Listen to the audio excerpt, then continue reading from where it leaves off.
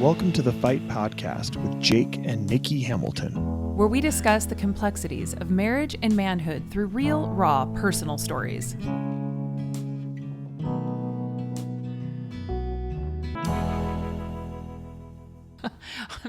Here's the thing, I'm not trying to be politically correct. I'm also never trying to be offensive.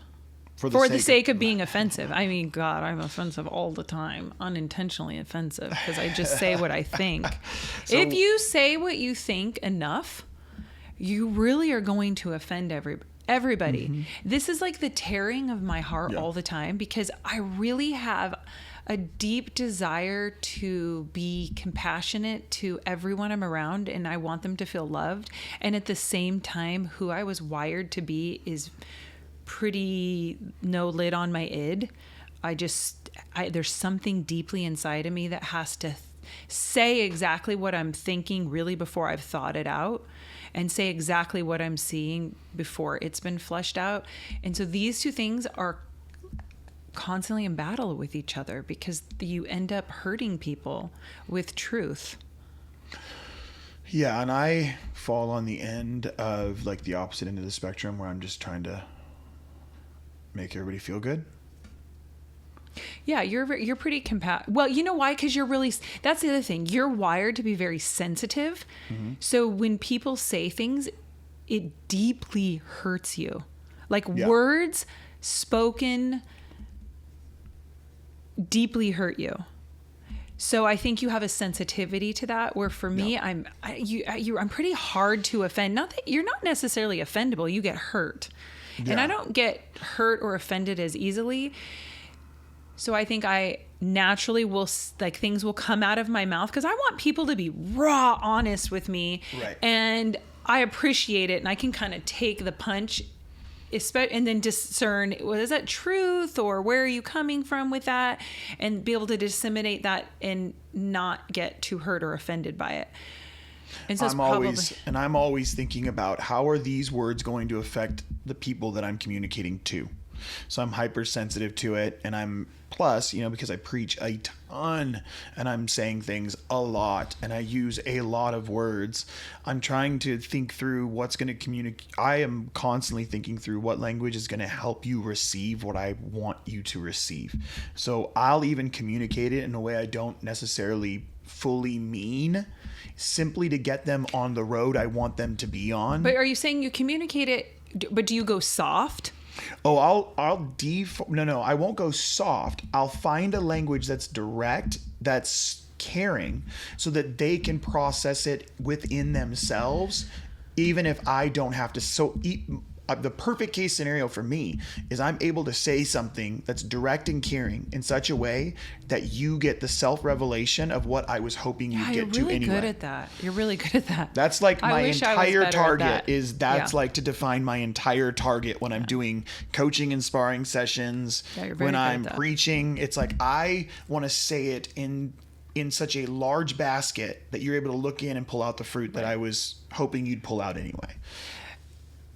I love that about you, and I wish I was more that way, because I'm definitely more direct. I'm going to tell you exactly what I'm seeing, and in a lot of ways, I think that feels like a punch to the gut.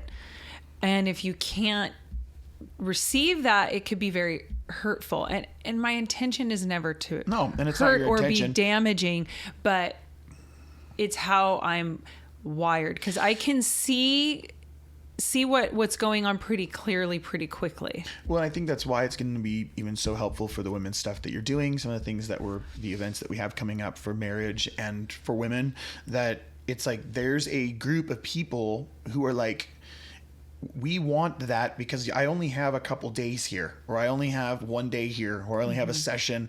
I need that. And that's where I think it functions actually the best, is like where you're able to just be like, somebody says, I want that, and I want to be able to feel that and feel the impact of that. And I think a lot of women are going to benefit from having those conversations with you. In my opinion, I think it's going to be super helpful. I know how much it's benefited me because I trust the wisdom that's on your life. And so I invite it now. Instead of like you feeling like you have to say it, I'm assuming, that now it feels invitational. Like I actually need to see it, and I want to see it from your perspective because I know there's things I'm missing and we can't go the long road around it. I just need to hear it. And it's something I'm trying to work on in myself because I want, you cannot give what you don't have.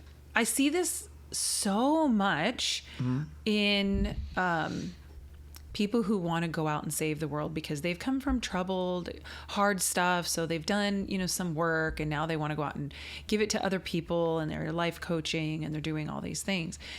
And that's beautiful and it's super cool. And I think it's benefited a lot of people, but there's also this sector of people who really haven't fully engaged with their own ugliness, their own ego and self. And so they end up giving people sort of this broken version of their story. Right. And so they're continuing to play that out in other people's lives, and it can be very damaging. And the cost of, because they don't recognize the cost. And I think what the cost is, the idea when you leave a conversation and you're driving home alone, or you're in the shower that night, and all of a sudden you're critiquing everything you said. And why did I say that? And I said it that way. And blah, blah, blah. And I'm sure men do this too. Women are notorious for this. We can't get out of our head. And we feel like because women are wired to have such a deep compassion, empathy for others, because we care for young children. So we are wired to be more compassionate than men. We are meant to be that way. It's a good thing that we're that way. Right. However, all good things come at a cost. And the cost of that is we will constantly second guess every word out of our mouth and critique it, and then shut down our voice because, I don't want to hurt someone, or I don't want to say something that makes someone feel uncomfortable, or all these things. And I think that's a large reason why women shut their own voice down, or what they do is they overcompensate with compassion and accepting everything. I don't want to hurt anybody. I don't want to say anything that's going to cause ruffles. And so instead, I'll just shut my voice down and approve of everything. And I think in a lot of ways, we're seeing that in our culture right now, where women are not speaking up for the truth, speaking up for what they know in their bodies to be true, because they've allowed compassion and empathy to override wisdom. Wow. So you think that your opinion is that in a lot of ways, women have sacrificed their voice on the altar of compassion. Like they actually aren't saying what they feel. Both, would you say that in marriage and in culture, and in where does that, for you, where does that? Well, here's the irony of it. Is we also live in a culture where I think women's voices are louder than ever. Yeah, absolutely. That's kind of why I'm asking. I'm like, where does that start to manifest itself? Women's voices are louder than ever in speaking for. I'm choosing my words carefully now because for obvious reasons, choosing my words carefully. Good job. It's growth. That's really good. Yeah, that's a huge thing for me. We're doing great. Look at us. Normally I would just no lid on that and I'd say things that get myself into trouble. No, I don't want this video to get taken down, But women are speaking super loud on what they deem to be compassionate issues, is what I would say. Right. And so does that, I wonder if culturally that falls into something we've talked about in private, with us before and with others, wherever there isn't a true movement for justice, we end up seeing false justice movements set up in the name of compassion and everybody's equal and equality and all of these things. Right. So instead of really birthing what is justice is, decision making with mercy and wisdom in mind. But we end up seeing false justice movements set up and established where, everybody's voice is all equal all the time in every scenario, in every case. And it ends up ends up looking like nobody has a voice, nobody gets to say anything, and nobody knows what their role is or how they can participate. Well, no one wants to set up boundaries. No one wants to say no to anything. I don't want to hurt your feelings. I don't want to say no to you. I don't want to anyhow impede on what I have deemed as your personhood, which is just a very unrealistic way to live in all reality. We cannot say yes and amen to absolutely everything. And this would be what I would say. Disclaimer, I don't know what I'm talking about. Yep. And I really am, this is kind of where I'm investigating right now. So I'm speaking early because I haven't fully developed this thought or this idea. It needs more work. But I feel like a lot of this started with the feminist movement when women began to take back their sexuality. Yeah. That's the language that they used, right? We're taking control of our sexuality. And I'll be vulgar to say the way that if I was saying it without my lid, it's like, I can be a prostitute you can't make me a prostitute. I get to choose to be a prostitute. And somehow, because I just changed that language, it made the cost to my body no more. And that's just not true. Right. And I think when we did that as women, we shut down our deepest, the deepest thing we have to offer. What women offer to society and to culture is intuition. You are born as a woman with deep intuition. And when you shut out your sexual body by saying that everything, I get to put my body out there, I get to walk around and do whatever I want with my sexual body, the cost of that is you shut down your intuition. And so you're left with women who have no intuition and a lot of empathy and compassion. And that leads, and now not only do we have a lot of empathy and compassion, we've also, a megaphone's been put in the mouths of every woman on the planet. Yeah. In a lot of ways. I understand there's still many women in oppression, but if you're a woman in America, 99% of you have a megaphone in front of your mouth right now, and the world's looking at you.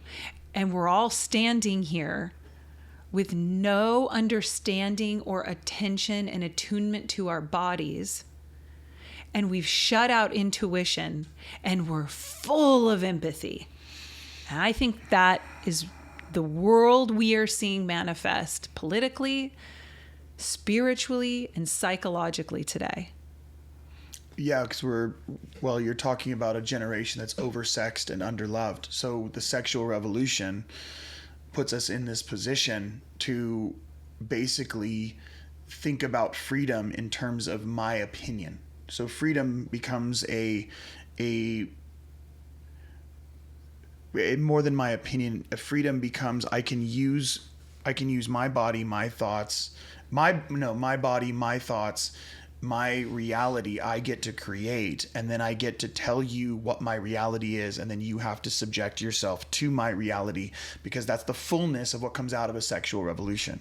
That my body, my thoughts, my life, my whole being is the most, and what it emanates is the most important thing on planet Earth. Not how it affects you, not how it affects somebody else, not how it's connected to somebody else or connected to culture. It's just my opinion deserves the utmost respect simply because I have it.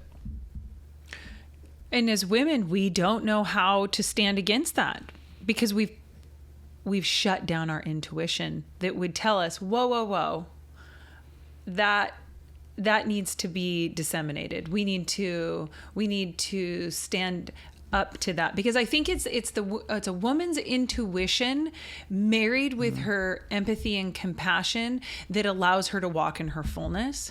And so we're like we're like walking on one leg right now. Right.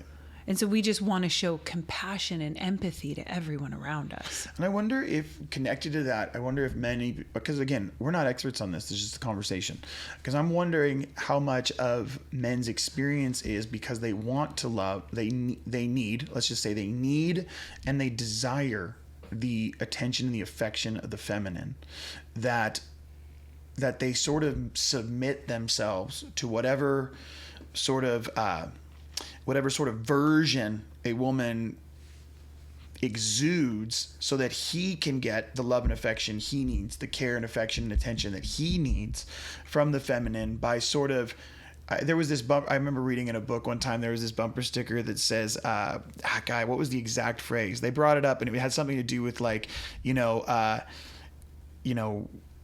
real women only support men who embrace their feminine, or what, some version of this, you know what I mean? Like some 70s bumper sticker.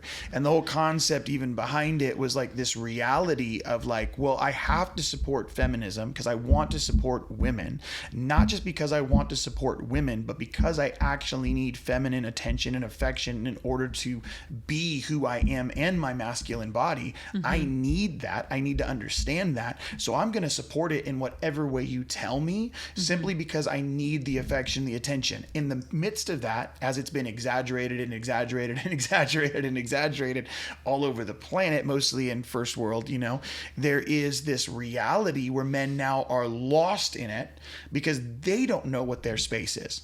They don't know how to support a woman in a way that makes sense to his masculinity and to her femininity.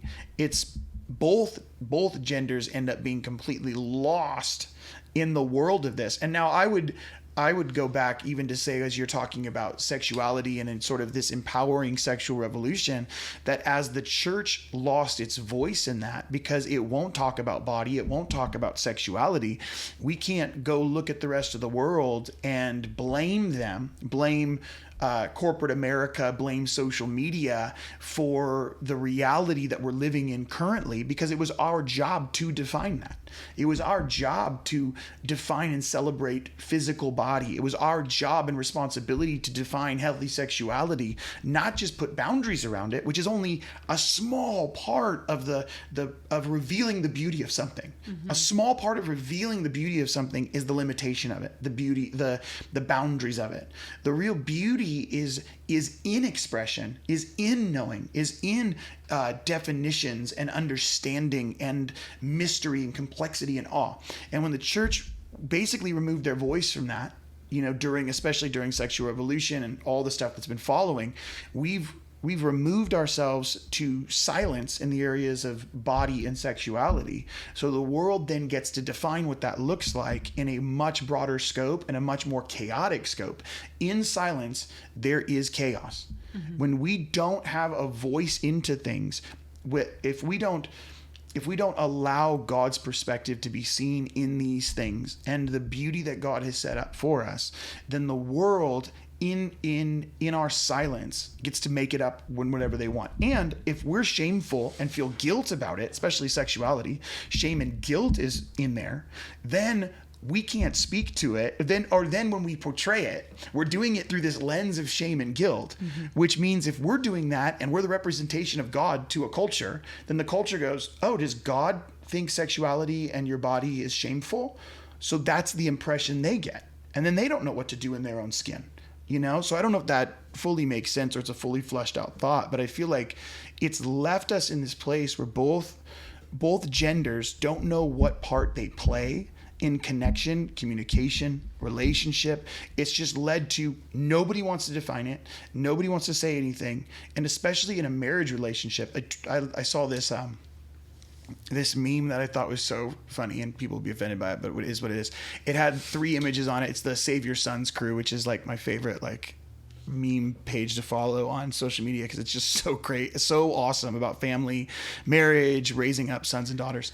And one of them he just posted, it was literally 3 images and it said communism, and it just showed the world that all looks, the same in boxes and sort of torn up and destroyed. And it said communism, capitalism, which is then it showed McDonald's and the whole row of all fast food. It showed a street, in basically any town in America. Yeah. And it's just, and And then the last one was traditionalism. And I was like, well, I never really put together that was actually a third option. That like, and I know it's a hyper dramatic, it's a meme, don't get all upset. But the point is that there's this real difference between communism, which is control, consumerism, which has to do with consumption and lots of options, and traditionalism, which has to do with boundaries and limitations that actually think generationally. Like the goal of that in its purest form is family. Right. And that is the goal of my body, my empathy, my thoughts, my lifestyle, my faith. We talk a lot in the men's stuff about the 7 pillars of masculinity, which is faith, family, finance, friendship, formation, fitness, fun. And it's like in those areas, I'm investing it into my family to build what would be considered traditional realities that can actually be carried generationally. I guess as you're talking, I have a lot of thoughts. First, I think when you're talking about the church, I wonder how much we got off track when we lost mystery.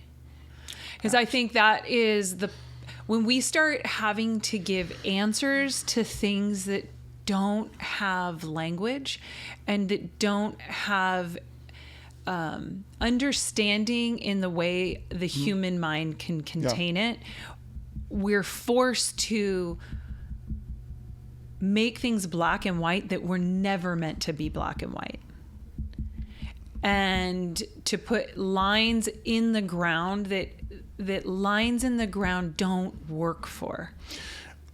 I get, and really what I'm talking about is in the realm of sexuality, and what I mean by that is I don't know that our human minds will ever fully understand and have language for the holiness and the beauty of the sexual act between a man and a woman.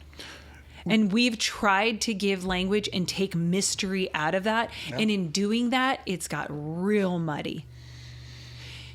So that was one of my first... Yeah, because you can't get away with... The mystery and tension is the foundation of healthy human sexuality.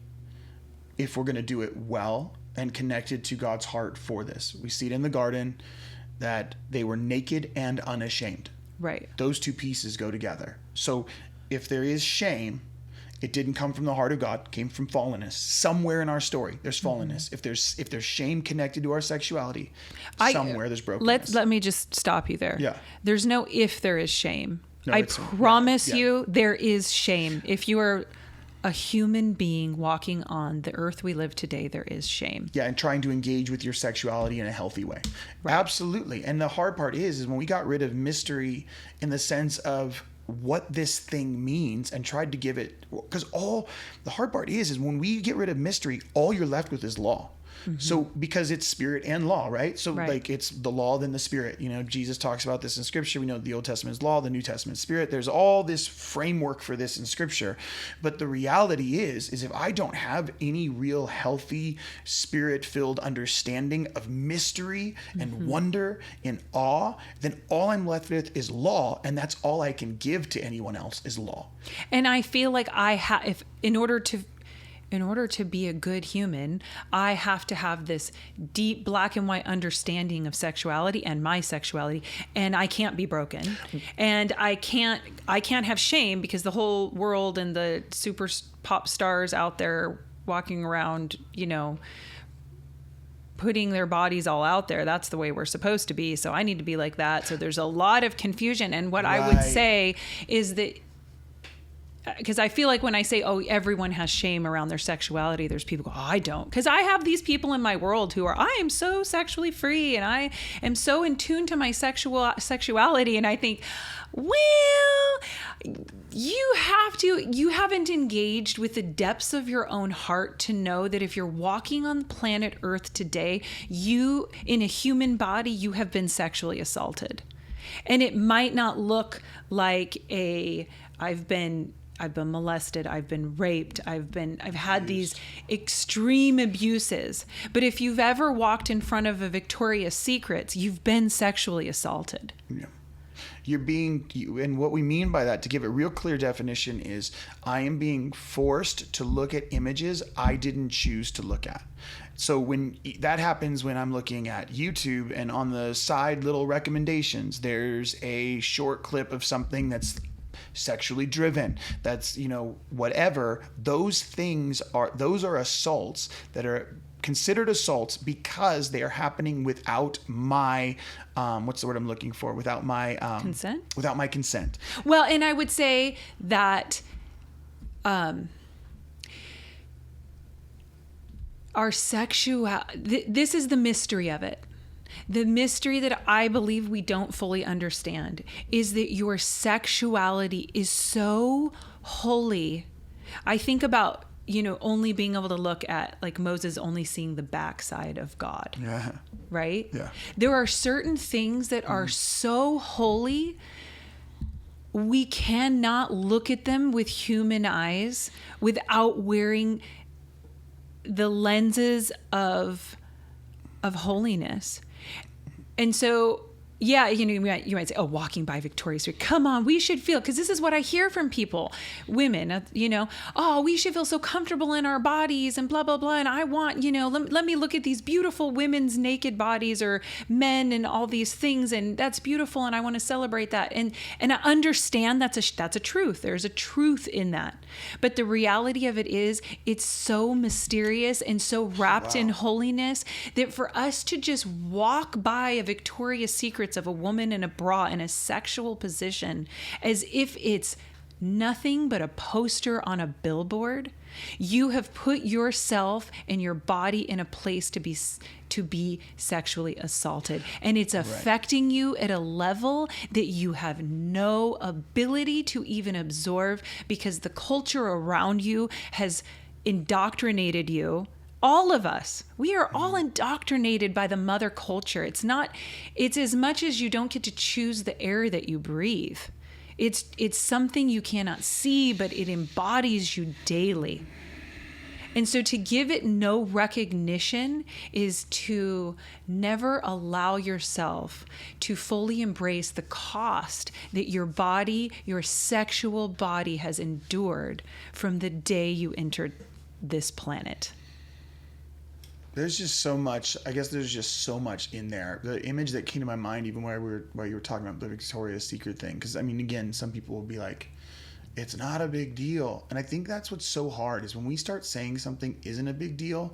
That's a defense mechanism to show us that there is something under there that is a big deal. Number one. Number two, I was like, man, no, we have to. It's the reality that this is something that's worth protecting. Your body, your sexuality, your nakedness, to be without shame, has to have some boundaries. There's some boundary line to it. Like, what I think about naked and unashamed is they were in the garden. And the moment that shame entered the story, they couldn't be in the garden. And I know it's stupid, and it's probably not a complete analogy or a complete metaphor, but the only thing I could think of was the Mona Lisa. Is like, it's hidden so you can see it in a place where it's protected and it can be seen appropriately. And so much so, like, we just had somebody come and attack it, you know what I mean, for whatever reason. But it's like, but even when somebody wants to attack it, it's guarded in such a way that it cannot be destroyed, and it can be preserved for those who want to view it appropriately. Because there's not another one. Mm-hmm. You can make a little magnet of it, but it's not the Mona Lisa. Right. That thing, you can get, what's the word? What's the word I'm looking for? You can have photocopies. What's that? Replicas? You can have replicas, but there's another word for it that's not coming to my brain right now. You can have replicas, you can have photocopies, but it's not the same as the authentic article. And everything that's around us, that's from billboards to Victoria's Secrets to social media scrolling to all of those things, they're giving us this false, fake version that's the junk food version of something we're supposed to be honoring and covering and caring for. And the hard part is, we went through this opposite sexual revolution, the kiss, dating, goodbye stuff, which I'm not an expert to talk about all these things, okay? But there's this sort of kickback on, like, look how much damage that did. to kiss dating goodbye and to make a vow, like, to make a vow and to wear a ring and to do all these things. And I think your story actually in that is really profound when you first came back. Well, I wasn't raised in the church like that. Yeah. I never kissed dating goodbye. Right. And so I've had now friends who were raised in that come to me and say, oh, that caused me so much damage. And I don't mean to demean the damage that did to them. Yeah, absolutely. But what I always say is, oh, but you can't believe what damage it did to me to not kiss dating goodbye. So we are both, and that's what I say. We are both coming to the table with sexual dysfunction. Right. Right. And then in the church, what we do is we go, it's just like these swinging pendulums, which is why non-dualistic thinking, why mystery and tension are so important to a conversation like sexuality, like roles in a family, which is like tradition. Because at the end of the day, if I'm not able to embrace mystery and tension, I don't get to sit across the table from someone who's been massively wounded because they had no covering, no definition, no kiss dating goodbye, across the table from the person who's like, well, that majorly damaged me because I was insecure with my body. I didn't know how to engage with my husband. I the whole list. And both can sit there and go, they have to sit at the table together. And we have to have discussions like this in order to get to a healthy, more balanced approach to how we deal with sexuality that allows us to not go, well, we shouldn't set any boundaries, or we should be so ridiculous with boundaries that we make everyone shameful in the church who thinks about sexuality. And I think that happened.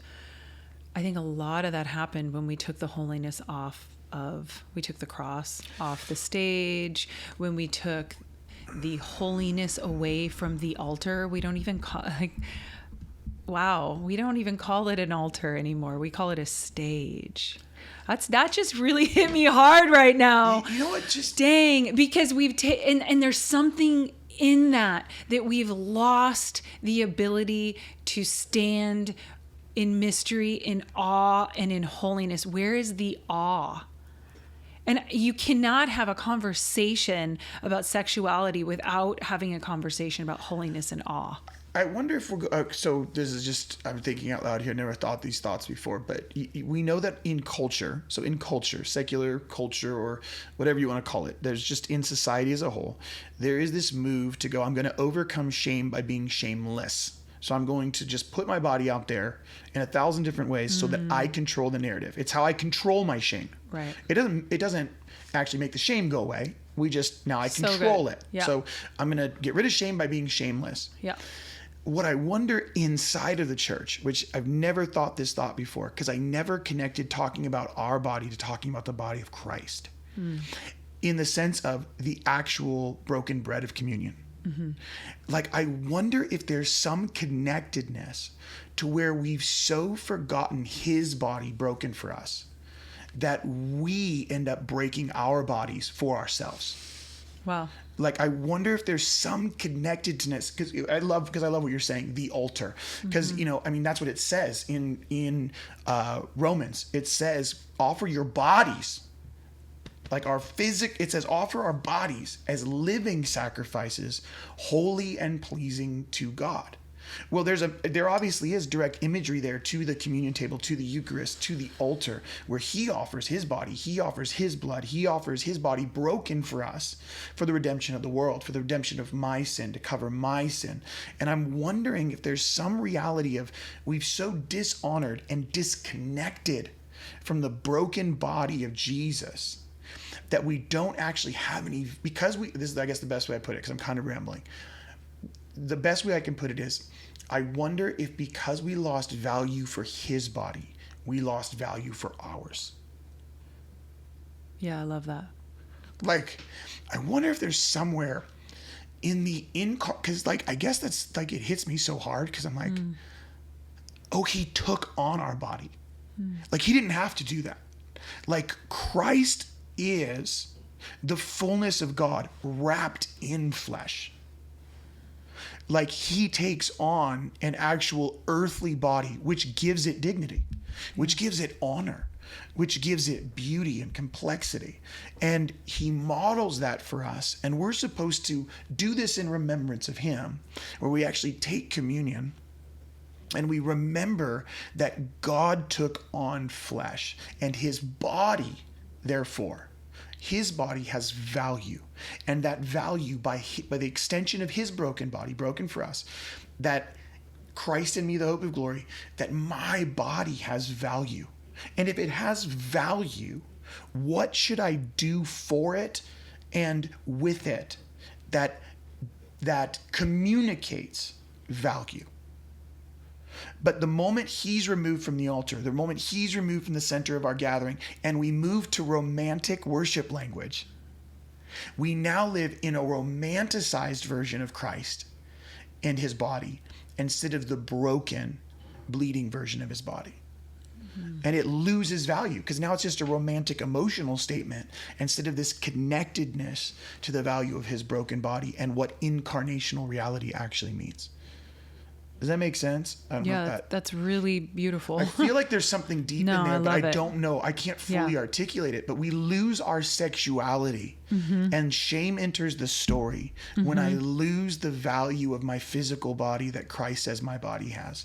And that value begins to deteriorate when I have no value for his body. Really twofold. The value of his body broken for us on the cross, and the value for his corporate body. Like, we actually are the body of Christ. All of us. It doesn't matter. You're dysfunctional,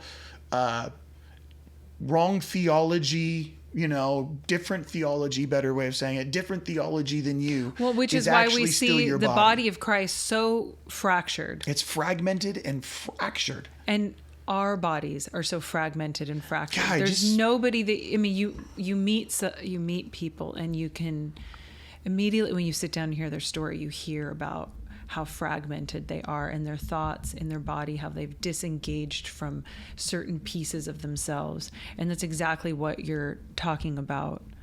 Because this is what we're supposed to be offering him. I mean, that's why Romans 12 was one of the first passages I ever memorized, because I was like, there's some connectedness to Romans 12, me offering my body, my body as a living sacrifice, holy and pleasing to God. This, it says, is my spiritual act of worship. So my physical body is connected to my spiritual reality. So the moment I'm disconnected from my physical body because of sexuality, because of abuse, because of addiction, because of what we're calling with the Victoria's Secret stuff, what's the word we were using? Not abuse, but basically you're being violated on a regular basis sexually for your physical body. You end up having to have a little detachment from it. Well, the moment I'm detached from my physical body, I'm detached from spiritual reality. And it's supposed to be a lineage of my body, his body broken for me, which connects me to the larger body of Christ, which ultimately comes down to his presence in my physical body, which I'm going to offer as a spiritual act of worship. I feel like there's a connectedness there that we miss out on. Yeah. And it's because we've let shame enter the story and then define all of the story by going, well, if shame enters the story, then I'm going to be shameless so I can control the narrative and I don't have to feel bad about it. And then we lose all ability we lose all ability and capacity for holiness, for us to be actually which again, I think, like whatever, I feel like it's rambling a little bit, but then I lose the ability to honor Christ in your physical feminine body, and for you to honor Christ in my physical masculine body. And we're just the same. So instead of you having a specific, beautiful role that plays out over the course of our marriage, our life, our community, our culture, and we honor it and we yield to it and we celebrate it, and you do the same for me and the masculine, instead of doing that, we all just fracture the whole thing because we don't realize our interconnectedness and our need for one another in the ways that we play those out over the course of our lives to protect the body. The body of Jesus, the physical incarnational reality of Christ, the body of Christ on the planet Earth, and then our physical individual bodies, where I'm going to defend you I'm going to defend this physical structure, this beautiful physical structure that God gave you.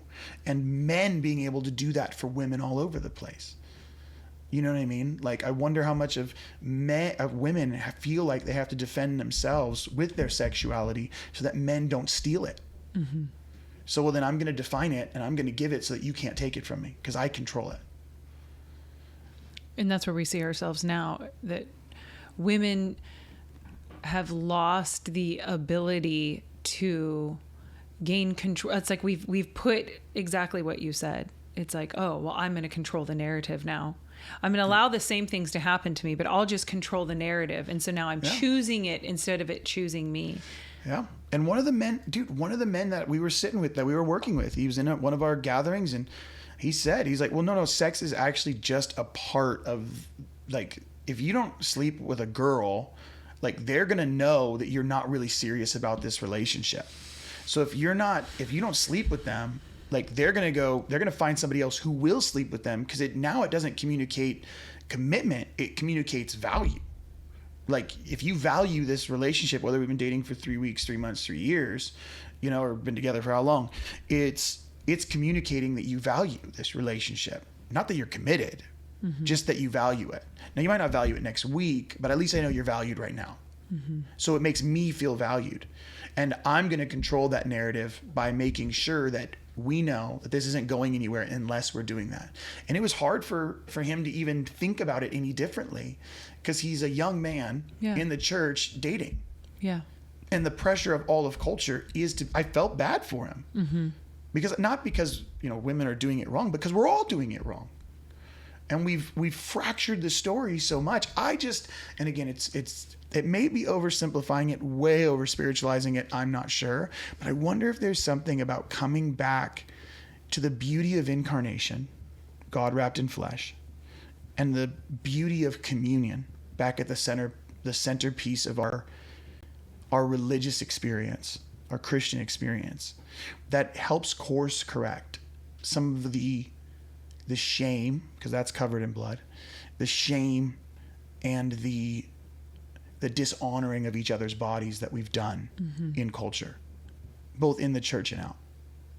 And there's not really a space to I don't think that there's a real safe space to even walk through that, because the language is so muddied, and the mother culture's voice is so incredibly strong, even within the church, that it speaks so much louder, that it's hard to find safe spaces to even begin to process that, and even begin to process the parts of you that have been broken and hurt, and allow yourself to engage with the fact that you do have shame in those areas. Yeah.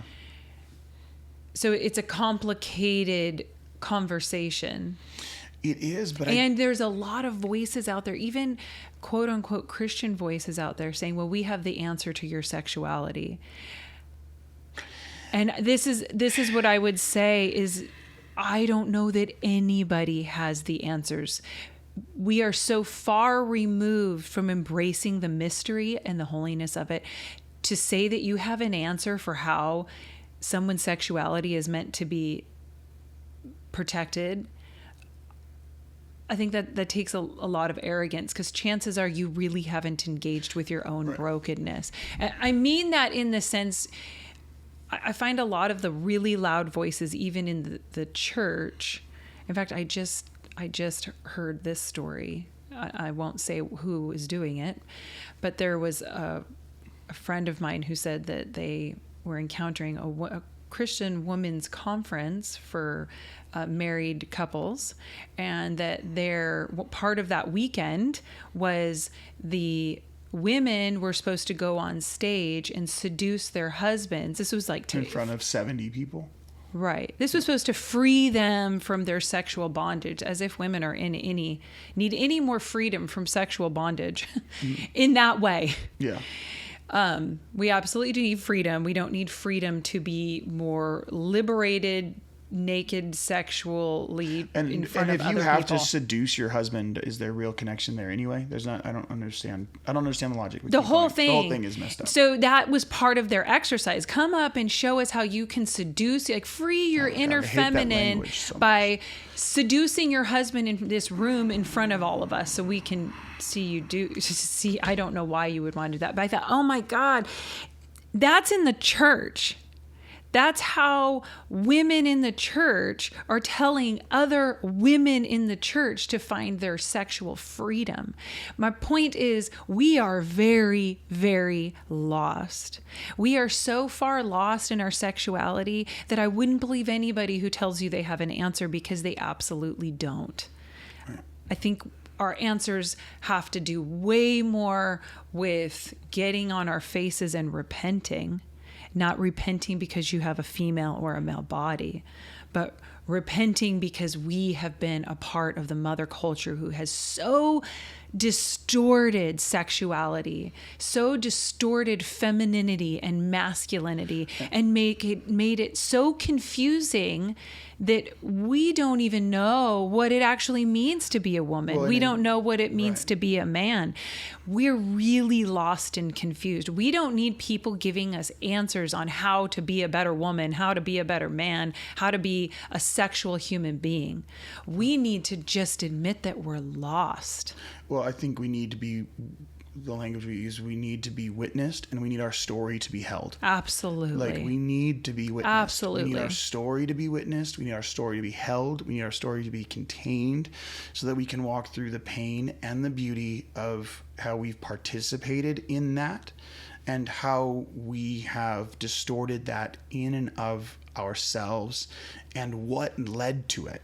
I mean, that's the beauty and the power of story work, is to be able to get connected back to where that root system or those threads come from.